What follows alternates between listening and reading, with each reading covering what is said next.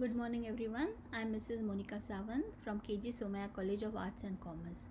Now I am a teacher of business law. So that means I'll be teaching you all the subject business law. So today we'll come with a new act, that is the Indian Contract Act of 1872. Now what is this Indian Contract Act of 1872 is talking about? It's talking about the different types of agreements, different types of contract.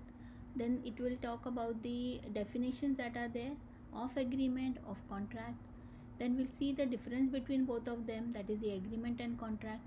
And the most important is the elements that are required for a valid contract.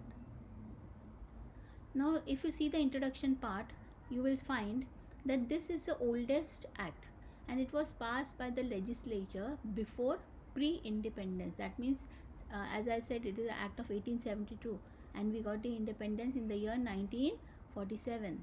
So it is called as pre-independence act. Now it received its assent from the president on 25th April 1872. But this particular act did not come on 25th April, but it came into force from 1st September 1872. Now you must have heard about the Sale of Goods Act of 1930, then Partnership Act of 1932. Now these two acts were before laid down in Indian Contract Act under the provisions, okay, of this Indian Contract Act under chapter 7 and under chapter 9. But later on it was removed, and in the year these two different provisions converted itself into an act. Now this law is applicable to whole of India, and in this particular Indian Contract Act you will find that this act talks about the principles which are very important in order to make a contract. Now if we see the first definition, you will find that it has been laid down in Indian Contract Act of 1872 under section 2H.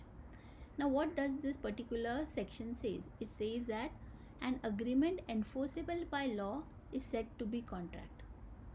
An agreement enforceable by law. Now if you see this small sentence, you will find that in this there is two elements. One is talking about the agreement and another one is talking about the enforceable by law. Now an agreement and enforceable by law together will make a contract. Now if I ask you what is agreement, then there will be different answers from each one of you. Some might say rights and responsibilities, some might say terms and condition, some might say agreement has to be in writing, then some will say it is an arrangement or to agree between the two people, and so on and on. Now actually if you go to see the definition, as I said, as to what is contract, it says agreement plus enforceability. Now you have to first see what is agreement. Now when I ask you what is agreement, there are two important things. One is offer and another one is acceptance. When an offer is made and if it is accepted, you can say it is an agreement, in a simple term. But if you see in Contract Act of 1872, they have given a definition of proposal. They have given you the definition of acceptance, right? So this we'll see in the next chapter.